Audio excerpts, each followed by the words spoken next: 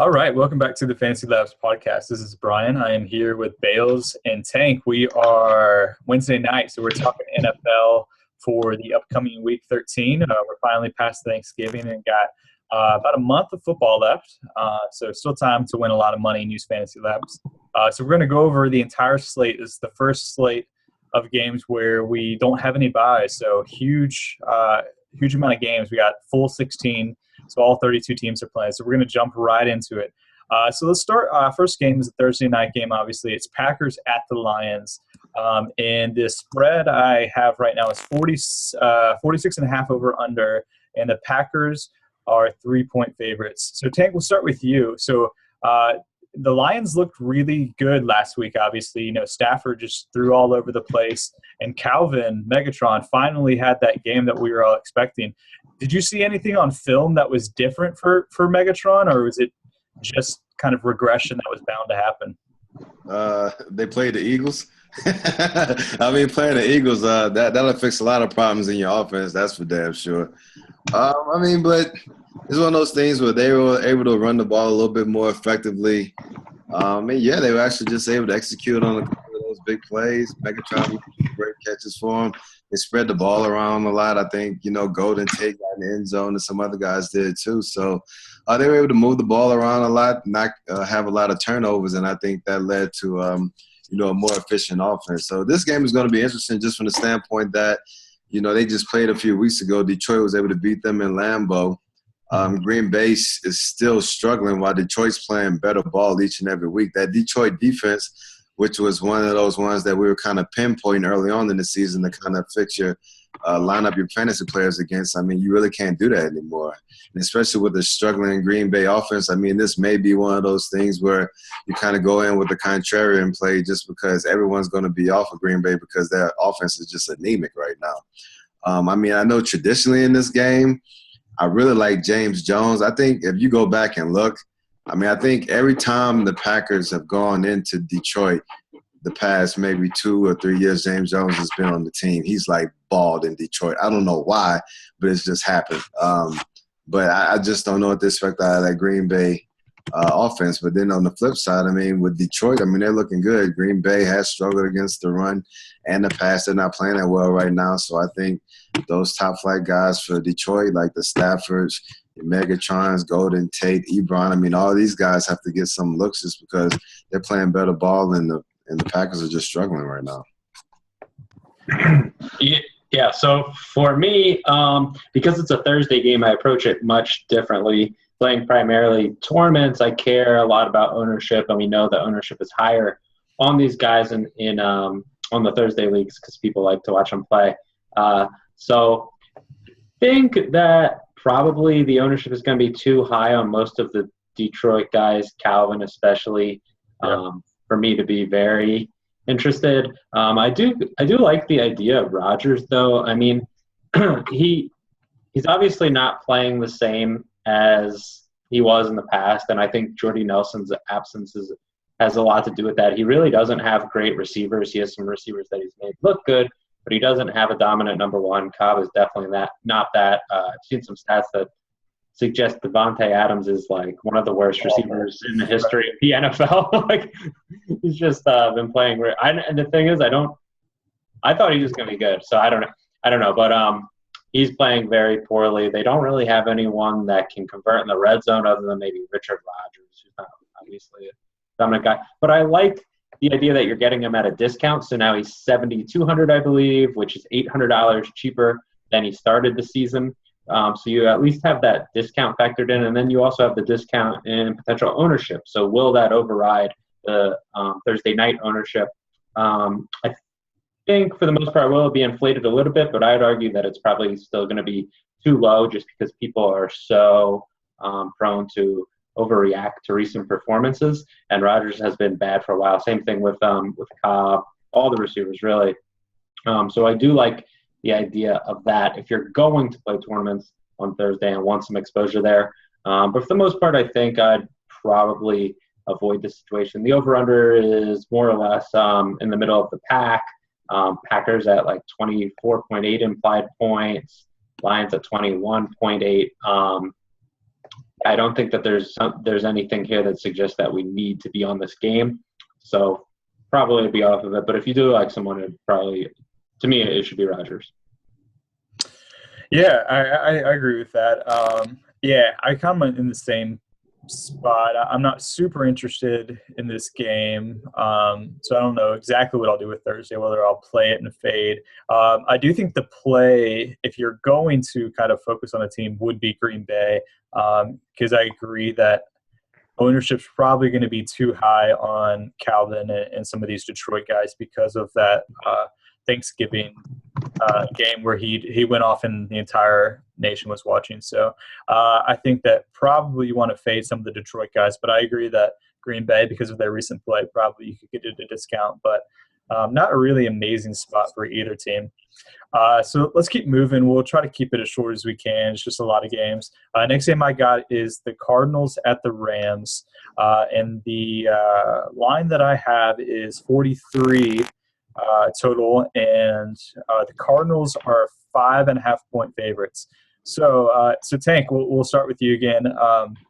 So I think really the most intriguing part of this is the running game, especially for the Cardinals, because the highest guy in terms of plus minus in our models is David Johnson, who's getting the start for the Cardinals. So talk maybe a little bit what you think of him and how you think he can perform against this good Rams run defense. I mean, I think he's a really good athlete. I mean, he's a young back, but I think it always goes back to kind of what Bell's model is that, it really doesn't matter too much who the athlete is. It's just based off how well the line blocks and how many opportunities they get. And with Ellington banged up and with Chris Johnson on the temporary IR, I mean, I just think he's going to get the bulk of the carries. But one thing you have to note, I mean, Bruce Arians is good for rolling backs in, so don't be surprised if they roll in a little Stephon Taylor, too, if Ellington's banged up. But Johnson should get the majority of the carries, and St. Louis just hasn't been playing that well lately. I mean, of course, they had the issue with one of their teammates, Stedman Bailey. He was shot in the head and was in critical condition, I think, still during the game. So that probably could have had an effect on their performance last Sunday. I think he's more stabilized now, if I'm not mistaken. So, I mean, maybe you could see some improved play now that they know that one of their brothers is, doing a little bit better and more stable condition. But, I mean, with that being said, I mean, that vaunted Rams defense really hasn't been that way. I mean, when you get beat by the likes of Baltimore and some of these other teams, I mean, they really don't look that scary in the way Carson Palmer and those guys have been throwing up points. I mean, it looks like a pretty enticing matchup for them, even though they are playing in St. Louis and those teams tend to play a little bit tougher there. But, I mean, I think it's one of those deals where, I mean, Carson's definitely in play. Those wideouts are getting a little bit more tricky now just because you have J.J. Nelson that has gotten off.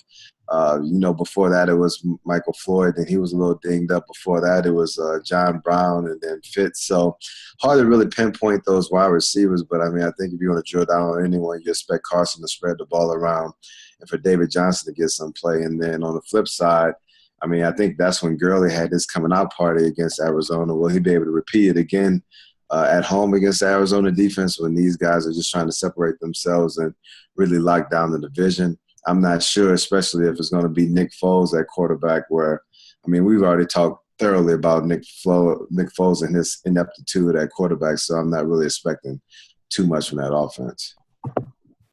Yeah, I'm not on really anyone on the Rams. I think Gurley's still probably too expensive in a tough matchup where they're probably going to be down.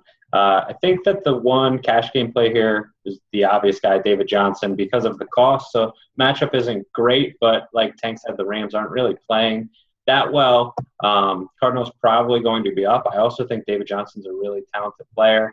Again, that doesn't matter as much for me at running back as a workload, and it doesn't matter as much for me as at some other positions, certainly at receiver where I want a certain type of player.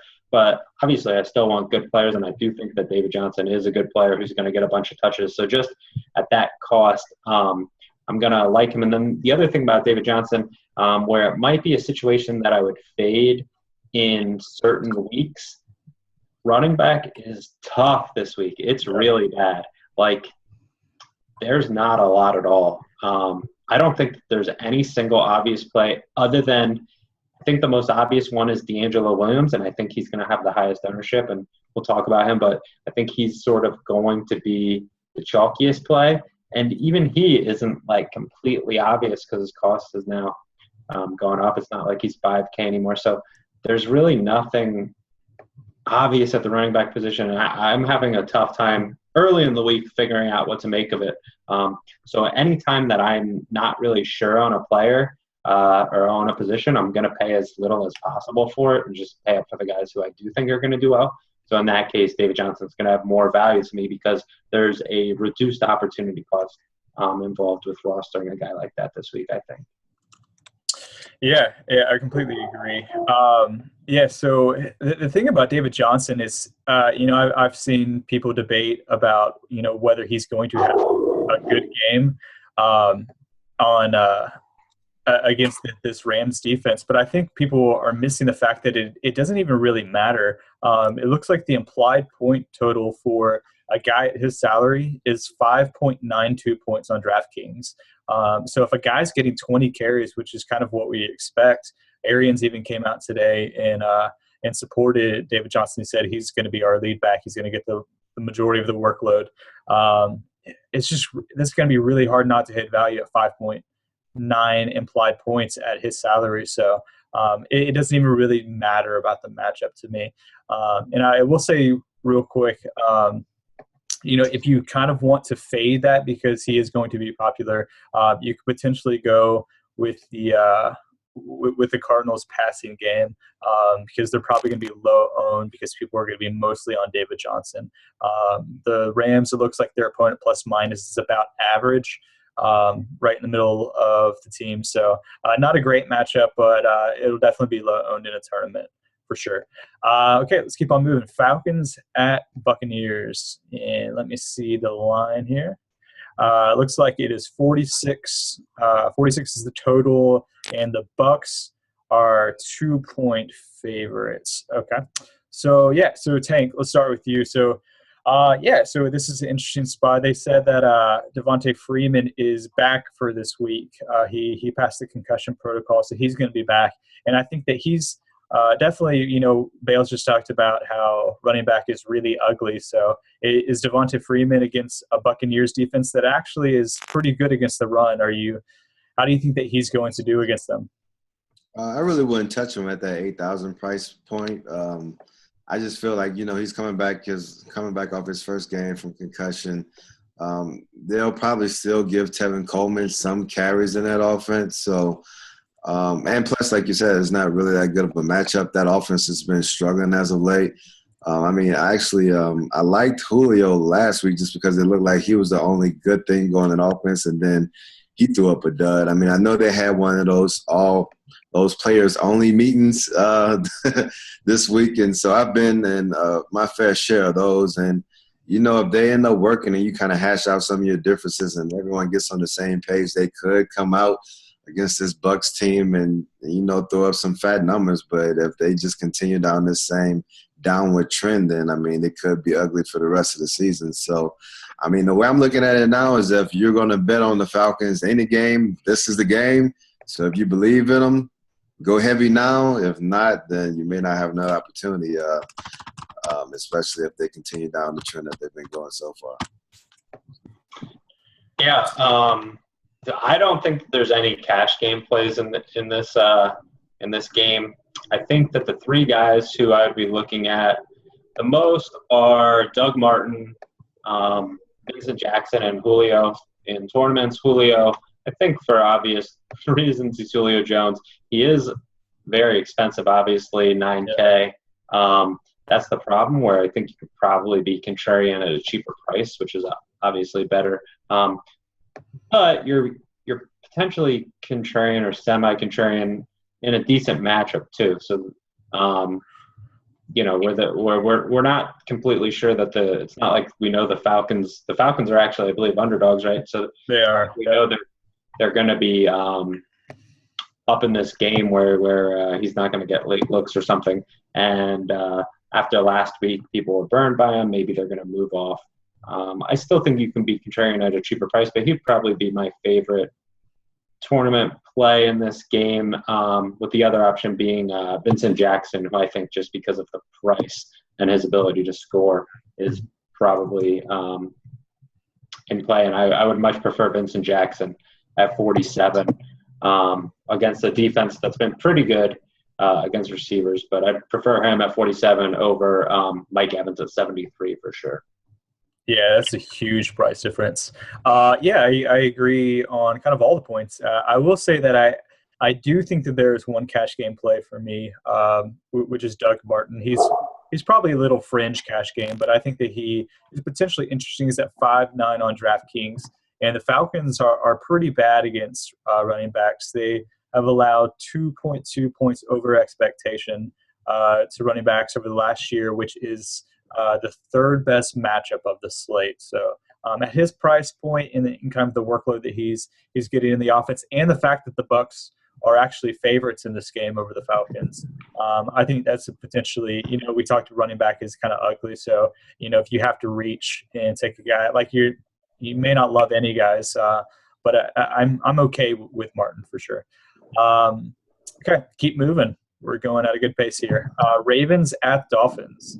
And let me pull up the line. So we got a fairly low one. It's 43.5 total, and the Dolphins are 4-point favorites. So, Tank, I think the obvious question that we'd like to hear from you is, how do you expect this Dolphins offense to be? They fired Laser, who is a pretty pass-happy coach. So the question is going to be, is that going to make a pretty big hit to Tannehill's value, or you think it could bump up Lamar Miller, or how do you think this offense is going to go? Because the Ravens are obviously pretty bad against the pass, but maybe they decide to, focus on the run a little bit more with new coaching.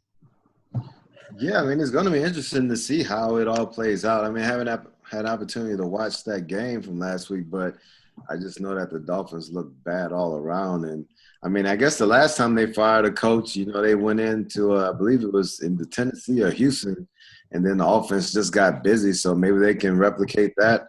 I'm not sure. I know Dan Campbell. he was in the league when I was there, and so he's one of those guys that wants to establish the run and feel like everything should be based off the run. So if the offensive coordinator they had before Laser was a little bit too pass happy, then I would expect them to run the ball a little bit more. But Baltimore's only giving up 3.7 yards of rushing, a little over, I guess close to 94 yards per game. So they're pretty stout against the run. They're going to have to pass, and obviously that's where you have the advantages against Baltimore's weak secondary. So, I think if anything, this could be a bounce-back game for Tannehill, even though they want to run the ball more. You have Tannehill, maybe it's Devontae Parker who caught his first touchdown. I think maybe he had 80 yards receiving. Maybe a big GPP play. Jarvis Landry should get some decent looks against that secondary. If they get Lamar Miller going, he has been used a lot in the past game as well, but at the same time, they continue to give Ajayi more and more carries, which really, hurts his production. And on the flip side, Miami's defense has been pretty porous as well. We have Matt Schaub, the king of pick six, who threw another fucking pick six last week, too, when you come in on your first start, and he does what he did a couple seasons ago. But that being said, he has a really good matchup. But who's he going to throw it to? I guess it'll be Kamara Aiken, Crockett Gilmore. I really like what I saw out of Buck Allen, but they're still, trying to roll in a little bit of Terrence West in there as well. So, I guess you could potentially have some opportunities here just because you're playing against two really bad defenses, but there's so much uncertainty out there that, I guess that makes good for more GPP than cash plays. Yeah, I don't think that there's anything here in cash games. The one guy who's like the prototypical cash guy is Jarvis Landry. Not a bad matchup, but I don't really like his price at $6,700. Generally, if I want to, I always want upside in a player. I want a player who can reach 30 points. I don't think Jarvis Landry is going to consistently do that, even returning balls and occasionally getting carries and stuff. I don't think he's that high upside guy. And so for that reason, even if he offers value, I want him to offer a lot of value. I want him to be cheaper. So if he's under $6K, then I'm probably going to look at rostering him in cash games, but not at $6,700. I think that's just way too much because you're banking on him to outperform his salary by a little bit, but without the consistent sort of upside that he can go for 30 or more, which you still want in cash games, right? It's not like you ever don't want upside. You want the ability for certain players to go off to cover for other guys in your lineup if you miss on them. And so because Landry doesn't offer that, and I don't like his price at 6,700, I'm not really on him. Tannehill is a little bit interesting in tournaments. The price is right. He's going to have low ownership. Ravens defense is really bad against the pass. I want to say they're second worst in terms of opponent plus minus, behind the Saints, of course.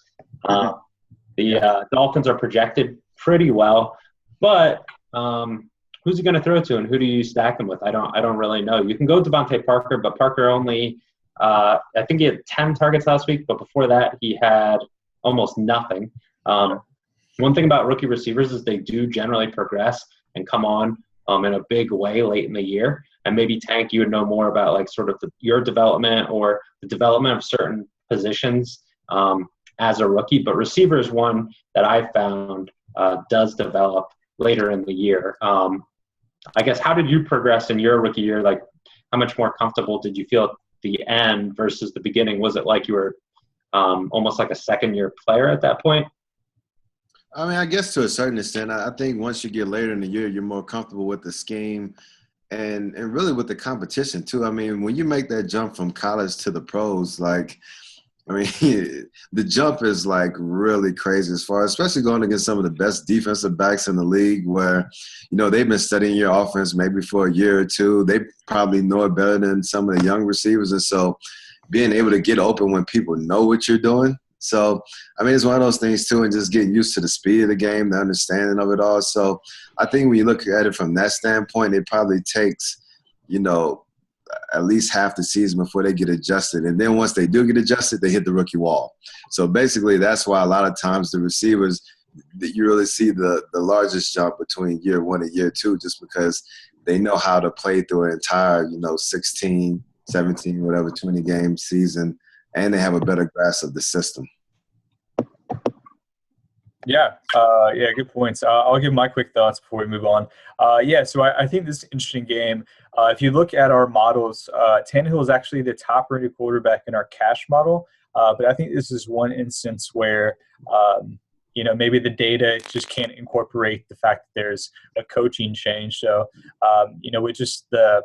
we're not sure exactly what the scheme is going to look like and whether they're going – their ratio of run to pass. So I think that you probably shouldn't go Tannehill in cash because of we're just not sure what it's going to look like. I do think that he is interesting in tournaments, as Bales said. And I do think that Parker is really interesting. I mean, he's really cheap. What is he, 3,300? Yeah, 3,300 on DraftKings. And he's getting the start this week because Rashard Matthews is out. He's getting the start as the X receiver. You guys like that? Yeah, the X. Yeah, I did some research. I know Tank knows what an X is. Yeah, it's the split end receiver. So he's getting the start. He had 10 targets. Yeah, so you could say it's fluky, but I mean he's getting the start against a really bad secondary. So I definitely agree. There's probably no cash game plays here, but there's definitely worse plays that you can make than Tannehill and Parker, or just them separately if you want to do that. And then real quick, on the Baltimore side, Javorius Allen is at 5-4, and he has one of the better matchups of the slate. The Dolphins have one of the worst opposing plus minuses to running back, so probably not safe enough for cash, but probably worth at least a look here.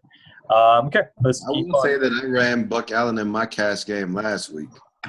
I think he gets enough carries, and like you said, it's a decent matchup. Yeah. They are rolling Terrence West in there a little bit, but if you want a cheaper option where you know he's going to get a guaranteed, I believe the game before last week, I'm not sure what he got on Monday night, but he had 27 touches the week before, so he's definitely worth the look. Yeah, definitely for sure. Okay, let's keep on moving. Next game we got is Cincinnati at Cleveland. And let me pull up the line here. Not great. 43.5 total, and the Bengals are big favorites. They're 9.5 point favorites. Josh McCown is obviously out for the year. They still apparently are going through this on-off relationship drama with Johnny Football, and not sure whether they love him or hate him. So Austin Davis, starting quarterback for an NFL football team. Tank, is this going to get ugly for the Browns? I mean, I don't even think I need to answer that question. I think we all know it's going to get ugly for the Browns. So we just need to talk about, as Peter says, that fantasy goodness on the Bengals side of the ball, which would be probably everyone that's going to line up for them on the offensive side of the ball. You may have some damn offensive tackles getting in on the fantasy scoring this week. It's going to be that damn bad. But, I like Dalton. I think since A.J. Green got off last week, Eifert has had his struggles the past couple of weeks. They may try to get him going, so it may be an Eifert game. Could be a Marvin Jones game. And one thing that I was really harping on the beginning of the season, which really hasn't come to fruition because they've been rolling those backs through, is that, last year Cincinnati ran the ball the most out of every team in the red zone. And they're going up against the worst run defense in the league. So if you can pick which back is going to get off, whether it's Jeremy Hill or Giovanni Bernard, say they get up and then they start pounding the ball just to try to kind of run the clock out. One of those guys ends up with over 100 yards, 150 yards, 2 tubs, and then you got yourself a game right there when Jeremy Hill's priced at 4,800 and Giovanni Bernard's at 4,500. So, that's definitely something I'm going to be looking at. And then, of course, that Bengals defense, I'm not sure what they're priced at, but whatever they are, they're definitely worth rolling again because it's going to be a bloodbath for Sheezy. Yeah, they're at 34. I'll just add that in. But, all right, Bales, what you think? Yeah, so the over-under, like you said, isn't high, but the Bengals team total is high, 26.8, which is number 2 in the slate, I think, behind the Panthers against the Saints and the Pats. And then they're huge favorites. So if we're talking about those backs, I do agree it is kind of pivotal if you like one of the back, figure out which one it's going to be. Is it going to be a timeshare? There's certain games where Hill dominates and gets into the end zone. And for me, just based on the projected game script here and the implied team total, I do like Jeremy Hill more. I think that he's probably more likely to see the most touches. I still don't like him in cash, even though he's underpriced, because they're still splitting it too much. So in the first half, they're probably going to split touches. But I do like Jeremy Hill in tournaments a lot. I do think that he's underpriced. And the Browns have the worst plus-minus in the league against running backs, plus 3.4. So that's really bad. There's only a few teams above 2. So I think it is a really good situation for those backs. If this were less of a timeshare situation, I would think that this would be, like, if Gio were out, Jeremy Hill would be just the obvious, I think, top player. Oh, you're right. Yeah. And then I think the chalk defense this week, maybe. I think there's a few really interesting cheap ones which we can talk about. But probably the chalk play is going to be the Cincinnati defense against the Browns. I think that makes sense. The 10-point favorite, 9.5-point favorite, whatever it is, even at 3,400, I like them a lot. Yeah, I agree. They're definitely chalk. So Austin Davis obviously came in last week and, didn't play awful. He had a nice touchdown to Travis Benjamin, but, we've seen him before, and he's just not a good quarterback, has a really bad interception rate. So, potentially a lot of points for the Cincinnati defense to get some pick sixes, I think. So, yeah, they're definitely good in both cash and tournaments. I agree. There's probably not cash just because cash plays for these running backs, which is obviously the biggest spot we're looking at just because of how bad the Browns are at that spot. So I think they're kind of both elite plays, Hill and GOR. So obviously you don't want to go them together, but I think you should probably throw a lineup of each of them in a tournament, and hopefully one of them goes off. Because I would imagine probably one of them is going to go off, or at least the team does, and there's probably a good chance that one of them will. So so kind of split up your lineups and go with each of them in a lineup, and hopefully they hit, because Browns are very bad against the run. Okay, let's keep on moving. Texans at the Bills. Let me pull up the line. 41.5, so really low. And the Bills are 3-point favorites. Yeah. So Tank. So Houston, man, they've really come on late with their defense. What has it been that's so different? Because they obviously were struggling at the beginning of the year, but now is put together some really good play, especially on the defensive side. What have you seen that's been the difference for them? I think they're playing with a lot more energy. They're not making a lot of mental errors or making less mental errors. They're executing better, tackling better. But, I mean, I think energy, effort, I mean, they've actually played a lot better since – I can't remember who it was, but someone called out their effort after I believe it was their last loss. They've been playing with energy ever since, and it's amazing when you play hard all the way through the plays, like how much it makes up for maybe a lack of talent here or there just by pure effort. And so that's what you're seeing. Now they're playing with a little bit of confidence, and it's done well for them. I mean, they're playing in a conference where, I mean, you can win probably at, 9-7, 10-6, something like that. So, I mean, they're in the thick of it, and they're playing like it. So, I mean, I think it's going to be one of those games where, I mean, I think when you go into it, especially the way Houston's defense has been playing, you'll think, right, it's going to be one of those knockdown, drag-out, low-scoring games where, I mean, there may not be that much fantasy goodness in it. But then at the same time, I mean, it only takes a play or two for Sammy Watkins to get behind Jonathan Joseph and, throw up a 2-touchdown, 130-yard type game. I mean, so, I mean, I think if it's going to be any plays, it's going to be GPP plays like that versus, I mean, just some obvious, things just because, Buffalo's defense and Houston's defense are traditionally known as, really good defense and have been playing fairly well throughout the season. Yeah, this is the lowest total in the slate. I don't think that there's anything here for cash outside of you could look at the Houston defense potentially in cash games maybe, but there's still some options that I like better. But they are 2,500, and with how they're playing, I think that could make sense at that price. If there's some other guys that you want to pay up for and they just sort of fit in, I wouldn't have 100% exposure to them. There's two guys who I think are underpriced relative to their ability and maybe even their projection, who are still pretty scary, and that's Shady. Shady, I think, is definitely underpriced. I think he's 5,700, and then Sammy Watkins. I don't have it in front of me. I want to say he's 5,600. They're going up against the defense that maybe is playing the best in the NFL right now. So if I have exposure to I could have tournament exposure to both, but it's still going to be limited just because there's a good chance that they don't do anything in this game because their offense just sort of can't move the ball.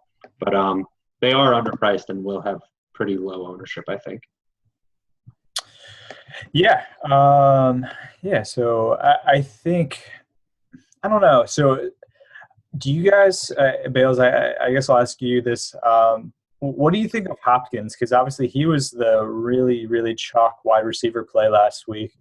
Just had that great matchup, but really disappointed. Didn't get even a ton of targets really. Obviously it's not a great matchup, but you think he's a matchup proof enough where you could get him at probably a really low ownership? I think you're going to get him at a really low ownership. The only thing that I don't like is I think you can get some guys at low ownership who are on offenses that have more upside.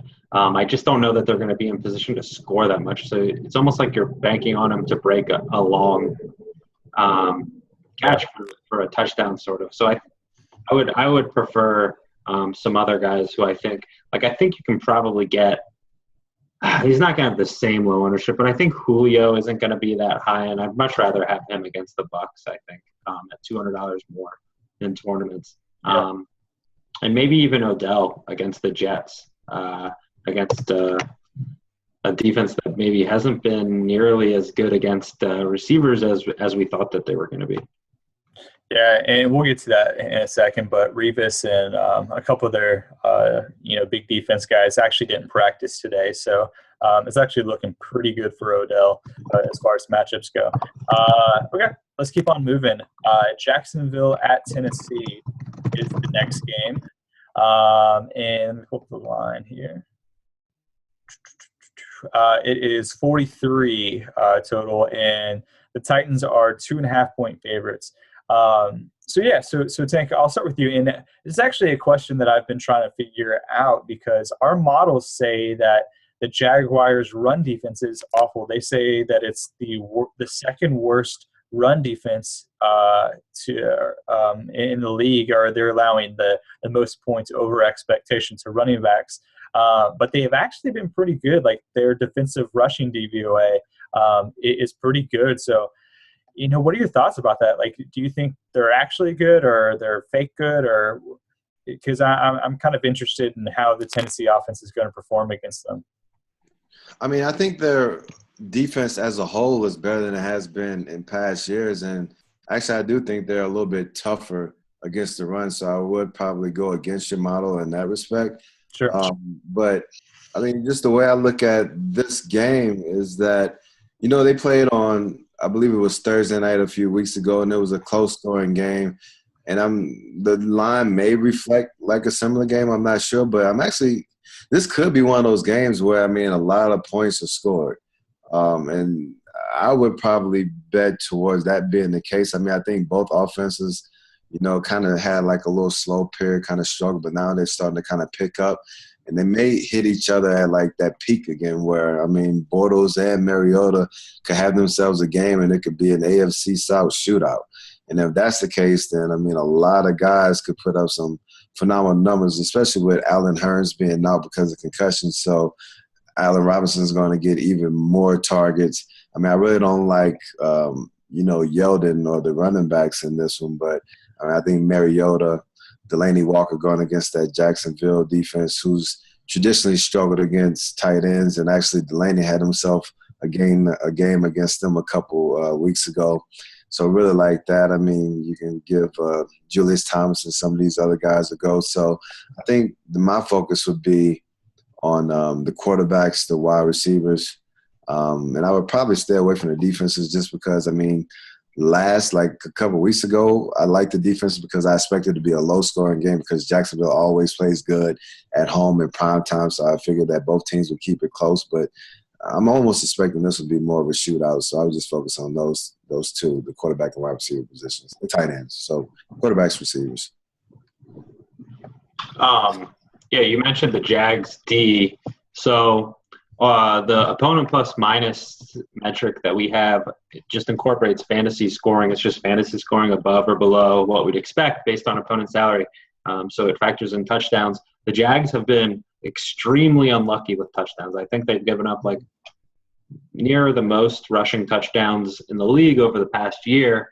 And that matters, right? Like they are probably not that good in short yardage situations, obviously, but it is a little bit volatile. And if we're counting so much on, that's where they're allowing a lot of touchdowns, it's just something that's likely to regress. And so how bad they are against running backs is probably a bit overstated. So that's an example of there was an article today on Fantasy Labs about sort of identifying blind spots in a model and areas where we should really trust the numbers and they make a lot of sense, and other areas where we shouldn't. And that would be one where I think the opponent plus minus is misleading. Overall, I think it's an awesome metric and does a really good job, but probably overstates how poor the Jags run defense is. So I'll say that I do like Yeldon a little bit more just because of the lack of options at running back. He's getting he didn't have a ton of carries last week, but I do like that he's being used in the pass game. I don't really know. I don't think that I'm going to be using him in cash. He has exceeded his implied point total, I think, in 7 straight games now. He hasn't scored fewer than he's scored double-digit fantasy points every game since September 27th. So I think that was week 3 or something. So he's semi-consistent. It's just that their offense doesn't have a ton of upside. But I do kind of like the matchup where I'll at least entertain the idea of using Yeldon in cash because there just isn't that much elsewhere. I actually think he becomes somewhat of a good value, even though I do think David Johnson and probably D'Angelo are the top players in terms of value at running back. Yeah, definitely agree with that. I will say Chris Raybon, who does a lot of good fantasy work, he did tweet out something interesting using our trends tool. He said Delaney Walker has exceeded value on DraftKings in 80% of his games by an average of almost 7 points a game. So a guy who is actually really consistent.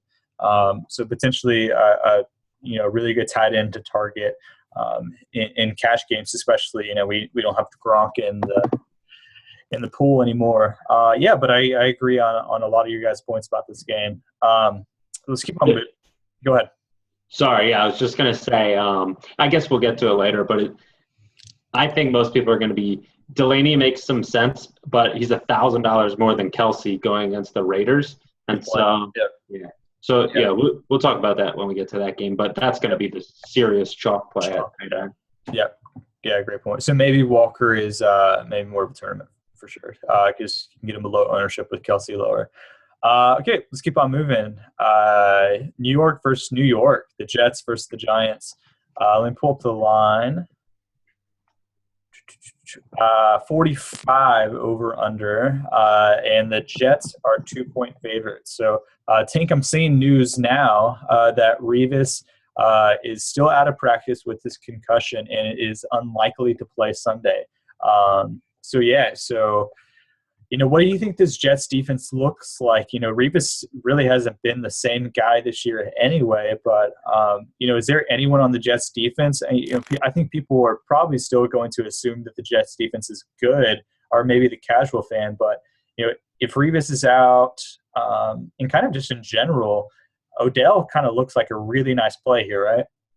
I mean, Odell looked like a really good play, even if Revis was playing after we saw – what Nuke the Bomb did to him in Houston. So, I mean, I think, New York, I mean, they have a really good front seven, so that's going to remain the same. It's going to be tough sledding trying to run the ball against them, but you can throw the ball, and Eli has one of the best weapons in the game on the outside in Odell, and it seems like no matter what teams try to do, I mean, this guy just continues to get off and makes just stupid catches. So, I mean, he's definitely in play.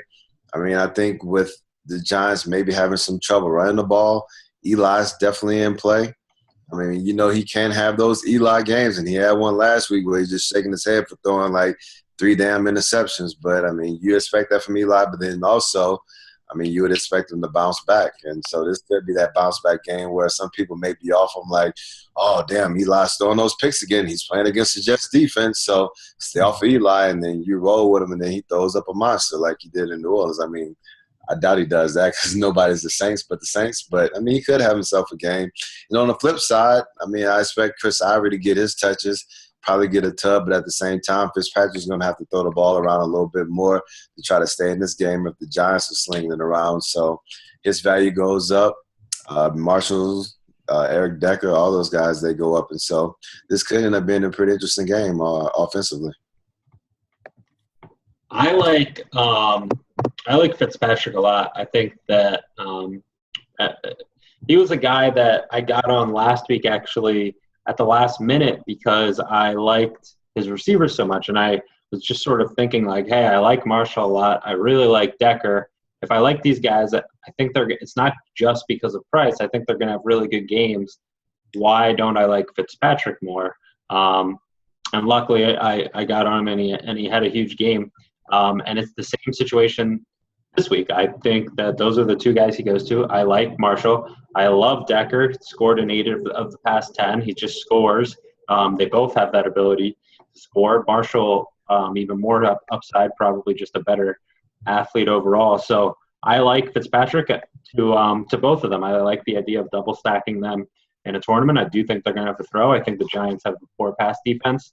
So I like that play a lot. And then Odell, I think, is an obvious tournament play. I think that I'm going to go probably a bit cheaper in cash games with some receivers. Even when I go semi-expensive at receiver, I'm probably not going to go Odell. I'd rather have A.J. Green, for example, at $1,300 cheaper if Joe Hayden is still out with a concussion, something like that. But I do like Odell in tournaments if Revis is out. But if he is, he's going to have some high ownership again.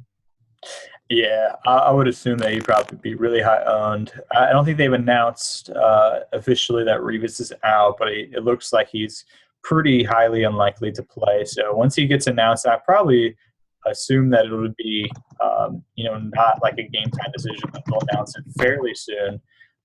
So I would assume that his ownership is going to be pretty high, and I think that he's definitely an interesting play along with the with the Jets offense. Yeah, I think it's always lower owned than it probably should be every week, just because I think there's kind of a stigma attached to the Jets offense.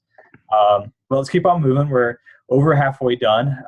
We got the Niners versus the Bears, and let me pull up a line here.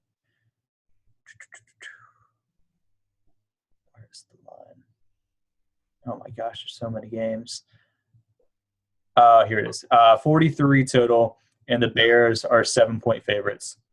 So, Tank, I think the really interesting question here is on the Chicago side, and we are wondering exactly what the breakdown, of workload was going to be for Forte coming back, and whether Langford was going to still get carries, and how Alshon was going to fit into all of that. And they actually split it pretty evenly. Forte got 15, Langford got 12, and Alshon, had a pretty decent game. Didn't get into the end zone, but had almost 100 yards. So, what did you? I assume that you probably watched this game on Thanksgiving. What did you think about the Chicago offense with kind of the dual running backs? Unfortunately, I was frying turkeys during this game, so I didn't watch it. I was either frying turkeys or on my third bottle of wine. Fair enough. Either way it goes, I didn't see it, but I will say that just looking at the stats with them splitting the carries like that, I mean, it just has me off both of those guys. I know Alshon's been dealing with injuries, so I just want to monitor his practices during the week. I mean, if he's, a limited participant and then kind of moves up to full participant by Friday or something like that on the pass-heavy red zone days, then I feel a little bit better about rolling with him because, I mean, he has an awesome opportunity against that Niners defense, which plays a lot worse away from home than at home.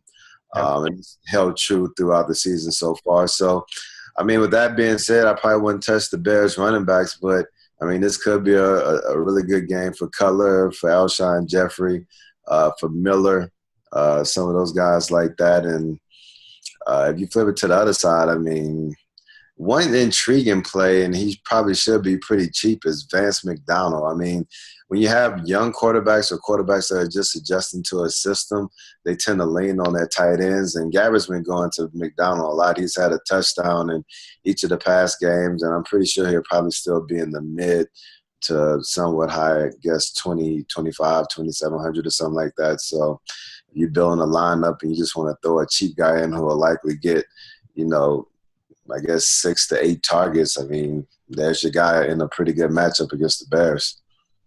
Yeah, he's 3,000 on DraftKings. Just FYI.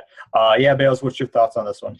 A couple receivers who are not. There's not too much that's interesting to me other than a couple receivers in cash games. One is Alshon, who I like. I think I'm going to like him a lot more than a lot of other people. I just think he's an elite receiver who you get at 6,900 in a really good spot against one of the worst defenses against like every position in the league. So with the Bears projected at 25 and Alshon, we know he's going to be able to consistently score in the red zone. He's just someone who we know is going to score.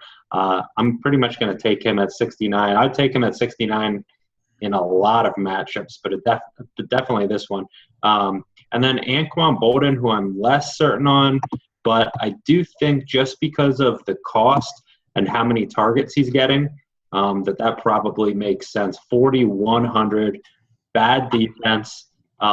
He has 18 targets over the past 2 weeks. Gabbard's going to him, so I wouldn't fault anyone for using that in cash games, even with the low projected total there. And then the Bears are 7-point favorites right now. I think that you could make a case for their defense, perhaps. Not in cash games, but in tournaments at 2,600.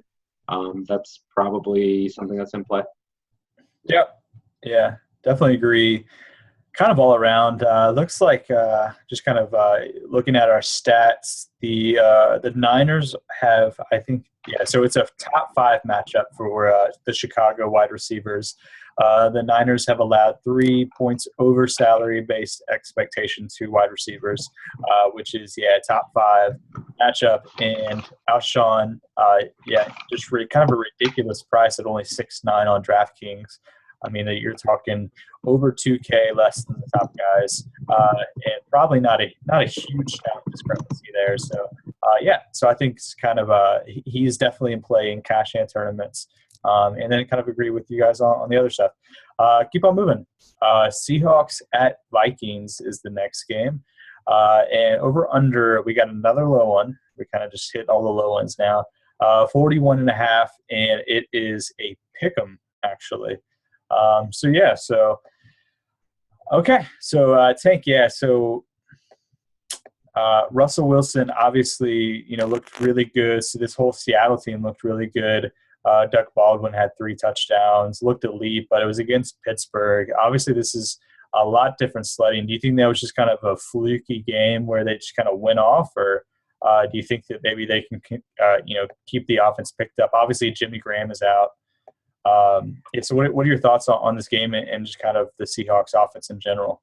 Well, just touching on the offense from last week, I think it was a combination of 2 things. Pittsburgh's defense is really bad, and they went into the game with the full intentions of trying to keep up with that Pittsburgh offense. So, therefore, they had to open up a little bit more, and Russell had himself a game. The Vikings offense really doesn't present those challenges. They like to lean it on AP. So, therefore, you're going to probably see a closer game, a low-scoring game, how the line dictates. So, I would expect, Peterson and Rawls to get a lot of carries, a lot of touches in this game. Those teams to lean heavy on those guys and then kind of, rely on their play action passes and shot plays here and there to try to get some yardage in the pass game. With that being said, I think it's not really tough matchups for them. But they're not really favorable where you just pinpoint this is going to be like last week. I was all over Peterson because I just knew he was going to have a really good game, but there's not one guy that I could just pinpoint and say he's going to have an awesome game. I think some guys are going to get a lot of touches, and where Peterson and Rawls get those touches, they could end up having 20 carries, 70-something yards, and a touchdown, which still turns out to be a pretty good game, but it's not something that, just kind of jumps out at you. So I think it's going to be one of those kind of grinder-type games where people could put up some decent stats, but it's not going to just be anything amazing. I think that's a pretty good assessment that there's some guys who maybe offer a little bit of value, but this game is highly unlikely to provide a lot of upside. I think Russell Wilson's underpriced, but I also don't think that a repeat of last week is very likely against this defense. That's pretty good. So I'm not really interested in anyone, certainly not in cash. The one guy who kind of interests me, who I'm still assessing, is Adrian Peterson in tournaments. I think that the matchup is decent. It's not good. But it's not as bad as what people think. So you're getting Adrian Peterson at a discount, 6,600. But because of the matchup against the Seahawks, he's still going to be low owned. But he's Adrian Peterson. So when you can get a truly elite player, the best running back in the league, when you get one of those guys, underpriced probably, and at low ownership, then that's something that's definitely going to be interesting to me for sure. Yeah, I agree. There's no cash games plays here. Just 2 good defenses, and I don't know. The highest priced guy in this entire game is $6,600. So it's just a lot of mid-tier guys that are in bad matchups and don't really offer a lot of upside. So I don't know. With a 16-game slate, we talked about how big this slate is, there's no teams on bye. I don't really think you need to force plays from this game. So I'll probably fade this game, probably in cash and probably in a lot of tournament lineups as well. All right, man, through the 1 o'clock games. All right, afternoon. We got Denver at San Diego, and the over-under is 43.5, and the spread is Denver -4. So, so the spread's pretty interesting because if you had, made the spread before the season, you would have probably put it really high with Denver's offense and San Diego's offense going against each other. But now it's kind of just not a great matchup for either team. The Denver offense doesn't have a lot of upside with Osweiler and Manny not in, and this Denver defense is just so good that it's kind of hard to find fantasy value in this game. So, Tank, is there any guys that are sticking out to you at all? Guys that stick out, immediately what comes to mind are the Denver running backs. You just have to make sure you pick the right pony. San Diego has struggled against the run all season. And, I think it's just one of those things, whether it's Ronnie Hillman or C.J. Anderson, which one of those guys you think, is going to be built into the game plan that could, best exploit the inefficiencies in San Diego's run defense. I think that's going to be key. Other than that, like you said, I really don't think there's a lot of upside. For the simple fact that, they're still playing it pretty close with Brock Osweiler. So, he is taking some shots when necessary down the field to Emmanuel Sanders and DT. But, we really haven't seen either of those guys just break out yet. On the flip side, Philly, he looked really good last week, but it was against Jacksonville. I think after that game where, he and Antonio Gates were getting ready to squab on the sideline, they were due for a bounce-back game. But then, as you guys say, once you have that peak, you're always due for a regression. And it may be this week against that Denver defense. So, we'll see. San Diego usually plays Denver tough. But they're usually peaking at this time of year. Well, actually, this is around the time when San Diego starts off the season pretty shitty, and then they start peaking towards the end of the season. So, hey, you never know. This may be a game where you kind of get up on Philly. I would doubt it just because that Denver rush is something else, and then they have some really great players out at corner. These aren't the same teams that we've seen years past, but usually San Diego peaks around this time. So, hey, this one could be interesting. Yeah. There is a player I'm going to play in cash, I think, in this game. Can you guess? CJ. No. Really? I think CJ he's underpriced, but there was no change in his workload. He still got his regular, I think he had 15 carries last week. It was a little more than usual, but not really too much. I don't think there's much reason to think that he's going to be a 20-carry guy. Still not going to get a ton of targets. He hasn't had more. What? Probably Gates. Not Gates. Not Gates. It's a San Diego guy though? Yeah. It must be Philly, right? Just because you expect them to sling the ball around just to try to. I don't know, but it may be a lower scoring game. That's a good one. It's Stevie. Yeah, I like Stevie Johnson, but I think people are going to be off him because of this matchup. But he's not like a typical receiver. He sees a bunch of short targets. I think they're still going to be able to get the ball to him, even if Denver can rush. It's not like he's Mike Evans where they need great protection to get the ball to him downfield, right? And since Keenan Allen's come out, he's seen a bunch of targets. So he's 28 targets over the past 3 weeks and 21 catches. So those targets at this price, similar situation to Bolden, but probably going to get even more targets. So, I don't. And a better quarterback. Yeah, that's the obvious difference. But I don't. It's not like I absolutely am in love with him, but he is someone who I'm actually looking at in this game in cash. I can see that. And plus Denver, if it's the one area that they struggle in the pass, against the pass, is in the slot too. So it makes sense. Yep. So I think the really interesting play for most people is going to be C.J. Anderson. He's at 3.5 on DraftKings. He's a projected plus-minus in our models of 7.5, which is, one of the highest of the slates. Just one of the highest rated guys in our cash game model. Obviously, that doesn't kind of factor in how sketchy it is with their workload between him and Hillman. But potentially decent matchup at a really low price point. But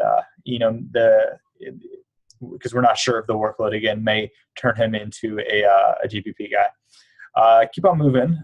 Chiefs at the Raiders. Let me find a line here. 44 and Kansas City is 3-point favorites. So I think like Bale said earlier, I think maybe the best player, the chalkiest play of maybe the entire slate other than David Johnson will probably be Kelsey against the Raiders defense, who they're kind of the Saints against tight ends as the Saints are against quarterbacks and wide receivers. So, Tank, you think Kelsey can go off? I mean, I think he can definitely go off. I mean, it was definitely a step in the right direction last week with him getting a slight uptick in targets, getting in the end zone. Macklin had himself a game last week, so.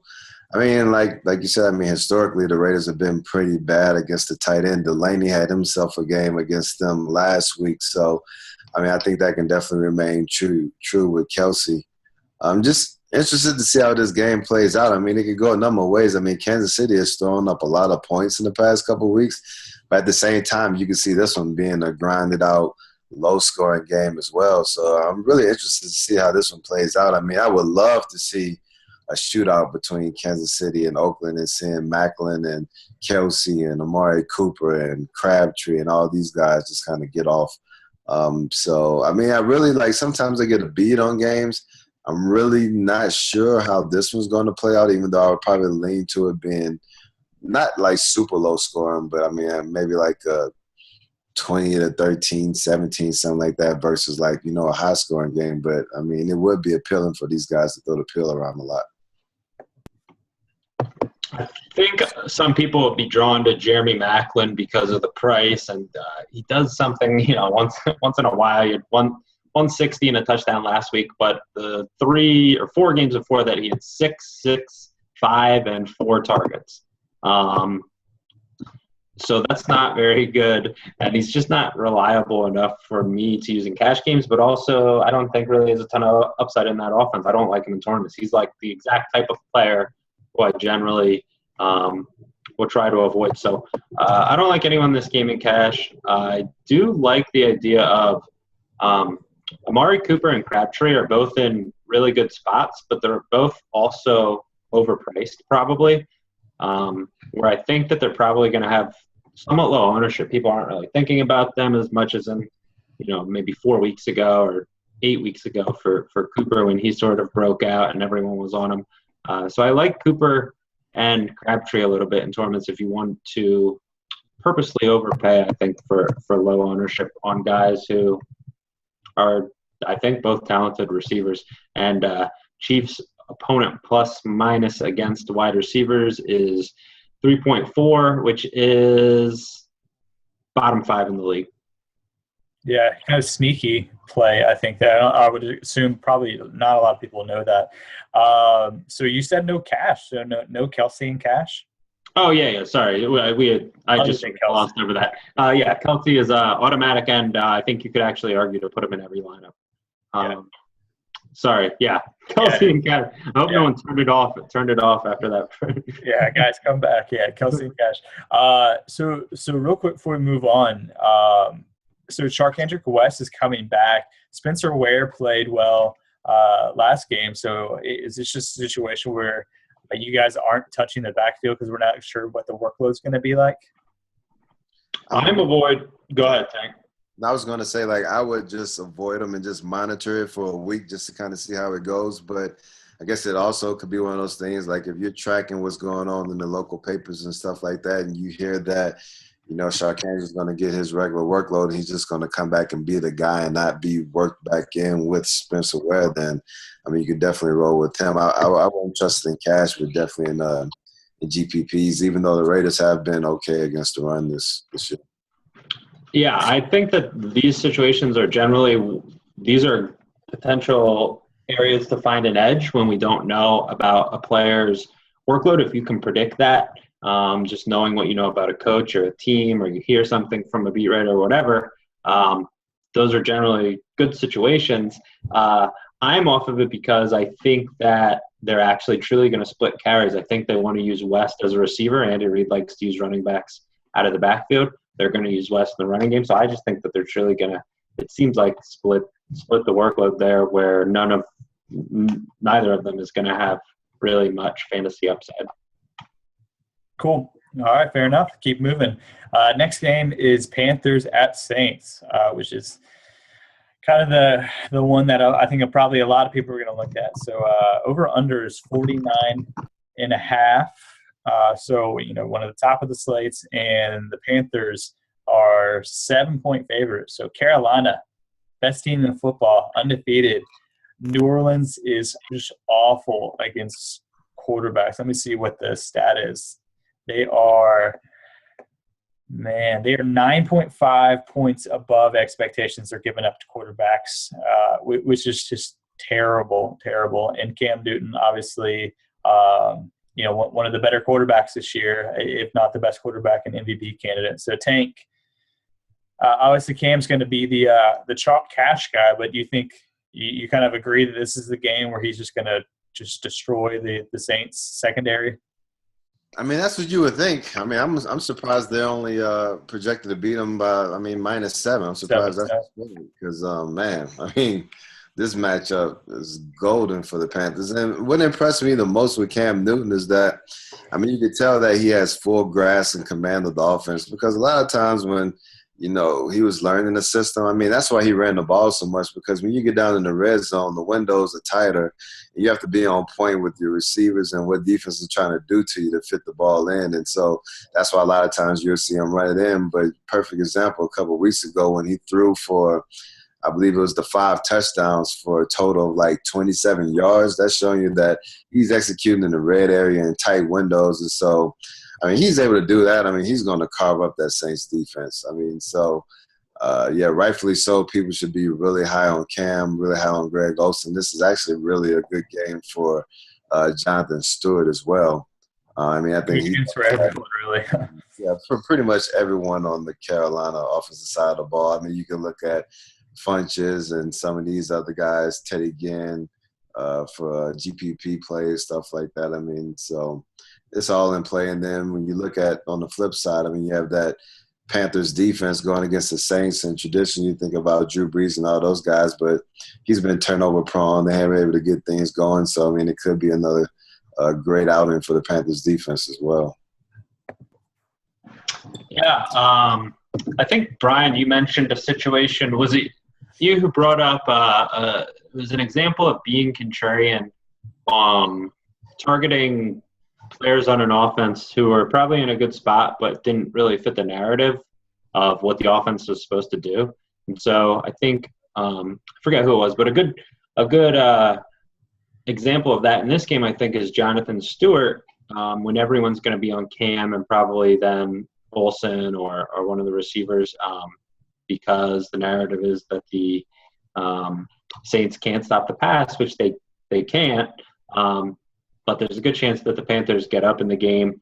I saw a stat from I think you brought up a different Chris Raven stat. He posted another thing that Stewart, he comes off it's a little bit maddening when he comes off of the field inside the goal line, but he's still in the top, I forget, a few backs in the league in red zone carries, and he's still in the top 15 in carries inside the 5, I think.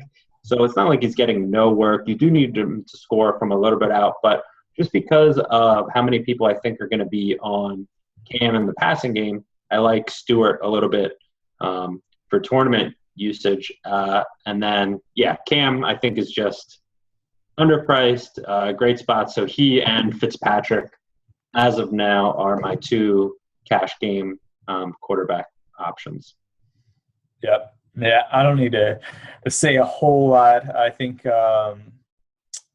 Olsen is a good contrarian, even though it sounds ridiculous that he is contrarian as in this great matchup. But yeah, if you think a lot of people are going to go Kelsey, potentially on DraftKings, you could potentially go Kelsey plus Olsen and go in double tight ends and maybe get a unique lineup there and get guys who are have the upside of 2 touchdowns and really good matchups. But yeah, don't need to say a whole lot. Cam is the obvious quarterback in cash, and you can probably just start your cash lineup with him and Kelsey and kind of keep on moving from there. So I won't kind of dive into too much because it's kind of obvious plays all around. Next game is Eagles at the Patriots, and let me pull up the line here. 49 is the over/under, and the Patriots are 9.5-point favorites. So first game minus Gronk.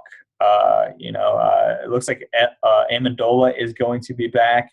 And a potentially really good matchup. We talked earlier about the Eagles secondary, and Megatron destroyed them. Every team has kind of, passed all over them. The question, obviously, is going to be finding out exactly where Tom is going to go in this game. So, Tank, what's your thoughts on this offense for New England without Gronk? Where do you think the distribution is going to go? Where's Tom going to throw? He's going to look on the other side of the field and say, where's Toast? Wherever Toast is, that's where he's throwing. So you look for 31. Whoever 31 is lined up against, who I think is going to be Brandon LaFell is getting off this week. Now, I will say this, that New England's offense is all based on Gronk. I mean, you can lose Edelman, you can lose Deion Lewis. I mean, those guys are definitely like big-time players for that offense, but Gronk is the engine that makes everything go because you have to focus on stopping him, which opens it up for everyone else. So since Gronk is going to be gone, it's definitely going to be tougher. But when you have a matchup out there against Toast, then you tell me we got a chance. So Brady's going to exploit that shit, and I expect LaFell to have himself a game. I mean, the Eagles are really bad against the run too, so it could be a LeGarrette Blunt day. So I mean, it's probably one of those things, too, where a combination of the Patriots losing, Gronk's going to be out. People may be off of them. Whenever the Patriots face adversity, and one thing, too, well, I guess there's a lot of things, they never lose back-to-back games. And they're playing the Philadelphia Eagles. I think they're going to come out with their hair on fire and beat the shit out of the Eagles. I mean, that's just what I'm expecting. So Brady could be in play. Definitely LaFell, LeGarrette Blunt. I mean, shit, no tell. I mean, they may line up Gerard Mayo in the backfield. They may bring back Brewski and have him run some pills in his zone. Like, I just think they're going to get busy against the Eagles this week. So, yeah, write that down. All right, so I'll just give quick thoughts on 5 Patriots who are – no, real quick. 5 Patriots. Tom Brady, his splits with and without Gronk, crazy. He's like a league average quarterback without Gronk in the lineup. Really, I think he scores 7 fewer fantasy points per game without Gronk. Gronk is so important to him, and I don't like him because of that, but I do think he's going to check down. So players there's 2 receivers who are clearly underpriced and are going to get a bunch of targets. Amendola, obvious, looks like he's going to be back. He's just going to see a ton of targets, I think, and has a lot of PPR value. Obvious cash game play. Don't love him in tournaments. I like LaFell, third player, more in tournaments. Wouldn't even mind him in cash games, really, but I still think his targets are too volatile. I also think he's going to be a beneficiary of Gronk's absence, which leads us to the next player, Scott Chandler, who I don't like as much, even though I think some people are going to be on him, but it's tempting to sometimes place a backup into a starter's role and just give him a lot of those touches. But Gronk is like a game plan for Gronk. He's Gronk. He's a different type of player. They're not just going to give those targets to Scott Chandler, right? And then final player who I think is interesting is LeGarrette Blunt, 5,100. They don't have Gronk. They're 10-point favorite, so it's just going to be interesting to see which narrative wins out, which is a home favorite running back. So you have a home running back on a 10-point favorite in Blunt at 5,100. He's underpriced versus the Patriots exploit opponent weaknesses. And Philly's good against the run, not good against the pass. So which wins out? My guess is that they throw to get up early, even without Gronk, and then lean on the run late with Blunt. So I think that of those guys, I think Blunt is one of the more underrated tournament plays. So I like Amendola as the obvious cash game value. And then I think you can look at LaFell, avoid Brady, avoid Chandler. That's it. Interesting. And look at the New England defense, too. Especially when you lose a big-time player, they're going to feel like they need to step their game up. I wouldn't be surprised if they return the kick as well. Cool. So Bales, before we move on, so Scott Chandler has the highest projected plus minus of all tight ends. That is, projected plus minus is our projected points minus where we expect based on his salary. So he's minimum price tight end, which is $2,500 on DraftKings. Implied points for that salary is 3.25. So, and he's projected for 12. So, I mean, no cash still? No, I don't think so. I'm going to use Kelsey over him. Okay, yeah, fine. I would have no problem with him if someone does use him in cash, just because $2,500, you can do whatever you want elsewhere. I don't think he had a bunch of targets when Gronk was out last week. I don't think that's going to happen again because they were playing the Broncos, and I think that they were specifically trying to attack that, whereas against the Eagles, they're more likely to attack outside. For sure, yeah. Yeah, no, that is a good point. And that kind of bears out in the data. The Eagles are actually one of the best are actually one of the worst matchups against tight ends. They have an opponent plus minus of -0.2, which is so they're really good against tight ends, and they have one of the worst, or one of the, I guess, the best matchup in terms of New England side against wide receivers. So interesting that it's kind of all in the single passing offense, but they're so different, but it's kind of middle of the field versus out. And what's really interesting is that, so like we always need to adjust for coaches. Like certain coaches are just going to do whatever the hell they want to do. And we need to, Campbell's just wants to establish the run. It doesn't matter who the hell they play, whatever it is. And we do need to do that with Belichick. He adjusts his game plan so much, and you can better predict what he's going to do. Like, I love to take advantage of that because I feel like I know what he's going to do because he adapts his strategy to what the defense does poorly or what the offense does poorly in terms of the defense. So it's just easier to predict because he actually does what's right, as opposed to most of these coaches who say, we're just going to stick to our strengths, never minding that what's really important is the edge you have over a team. So it's your strength minus their strength, really. It's where you have the biggest edge where you should be exploiting, not just where you're best, which I think is super narrow-minded and pretty really good. It's just the epitome of how NFL coaches think and act for the most part. Yeah, I do. Yeah, that is interesting. I feel like there's kind of a big discrepancy between like NBA coaches and NFL coaches, but that's neither here nor there. Keep on moving. We got 2 games left. The Sunday night game is we got the Colts at the Steelers, and let me pull up the line here. Don't have a total on the game, but we do have a spread, and the Steelers are 7-point favorites. So the Pittsburgh offense obviously exploded last week against the Seahawks. They had that big shootout where it went for 68 points combined. So I think kind of the play that everyone's trying to figure out is what is up with Marcus Wheaton. He had 9 receptions, 201 yards, and a touchdown. It seems like it was pretty much just because the Seahawks really, put all of their attention on Antonio Brown and Martavis Bryant and decided, okay, if we're going to get beat, we're going to get beat by Marcus Wheaton. So, Tank, did you get a chance to check that game out? And I guess you would assume that Marcus Wheaton, that was kind of a fluky thing. Yeah, I mean, because the Seahawks are shitty playing, up the middle of the seam, whether it's Tyler Eifert going off on them for 2 or 3 touchdowns in the seam or Marcus Wheaton working the slot. I mean, that's just what they do. I mean, they give that up, but they're strong on the outside. So I would expect a regression from Wheaton, and then, I would expect Antonio Brown to get off. I mean, it looks like Big Ben is going to play. So, I mean, Big Ben is in play. Antonio Brown's in play. I like Martavis Bryant.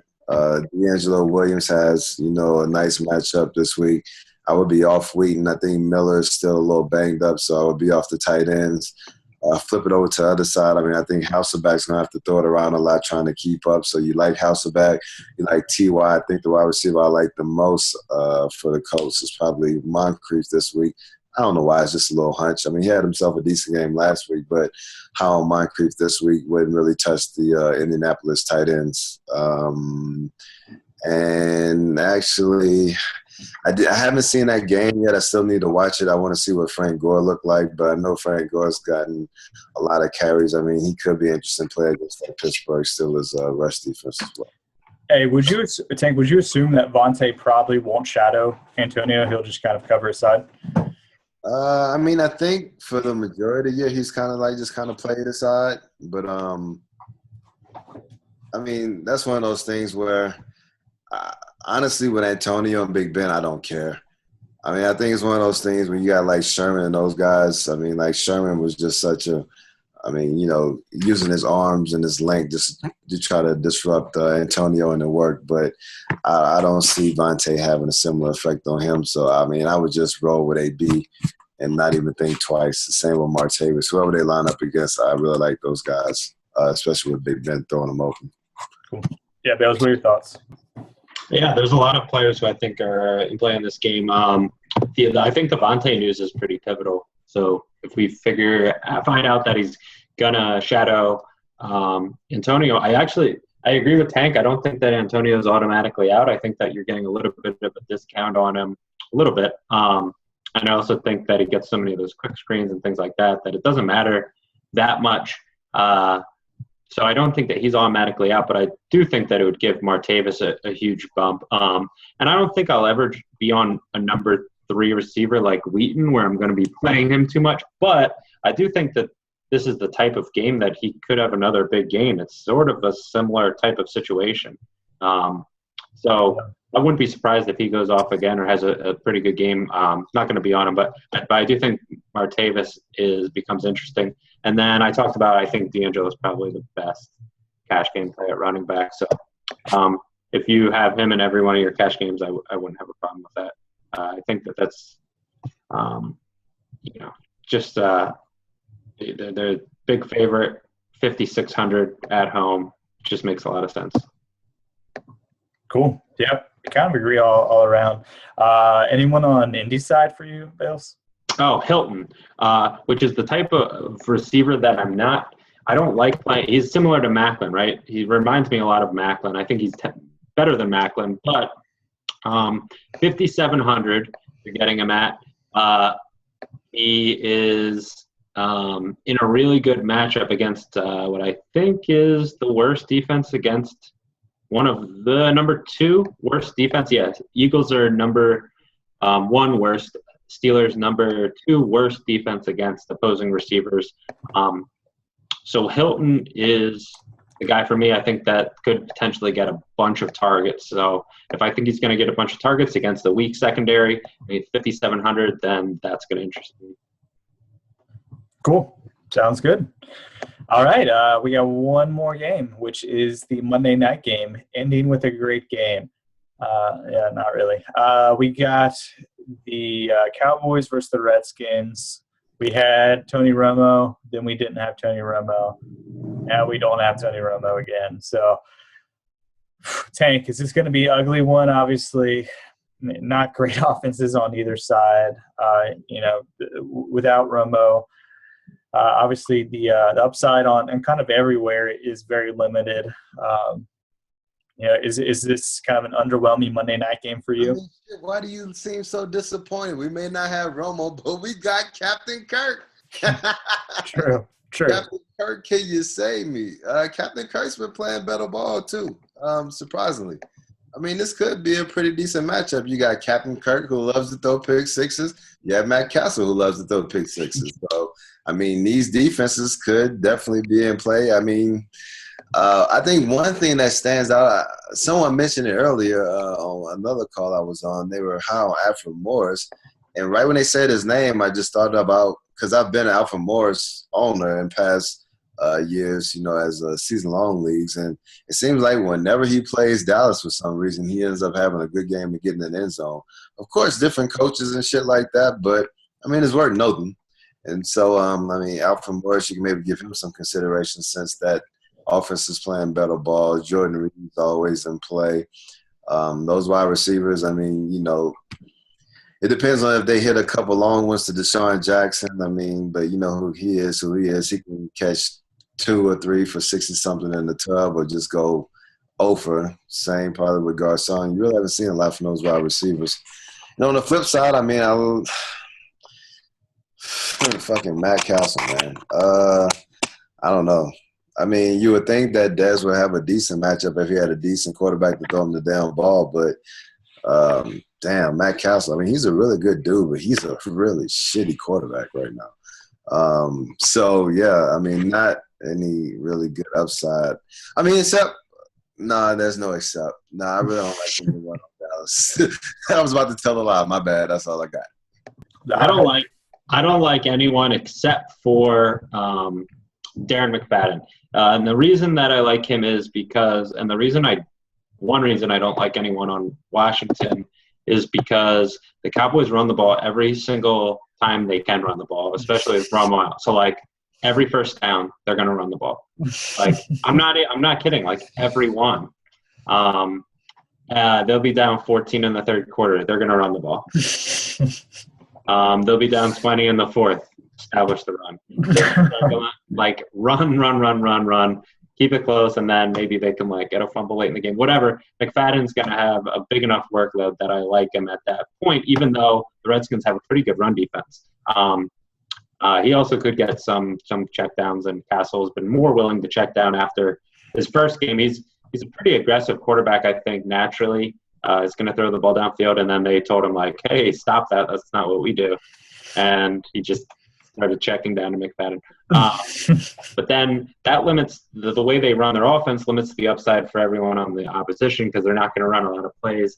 And then the one guy who I think I'm probably not going to play at all, who I think some people are going to be interested in tournaments, is Jordan Reed. But the Cowboys do really well against tight ends this year because of the rookie Byron Jones, who plays safety for them. And he pretty much locked down Gronk pretty well. He's done a good job on a bunch of tight ends.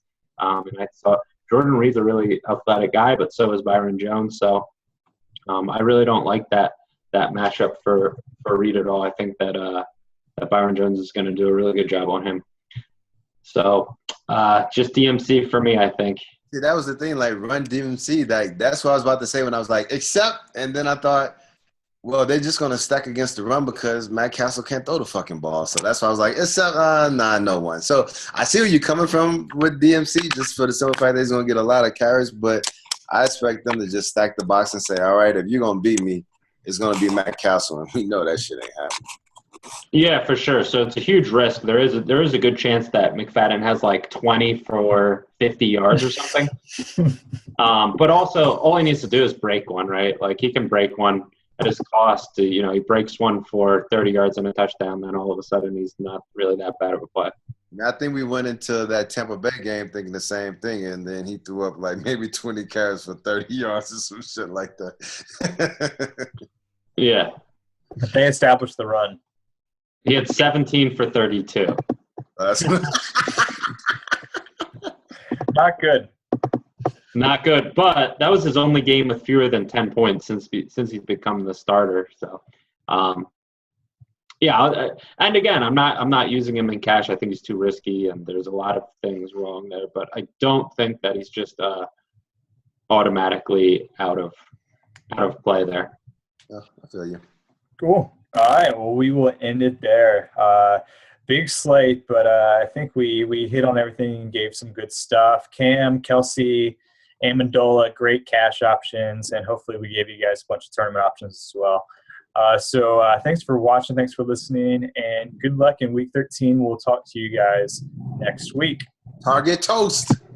It's happening. All right.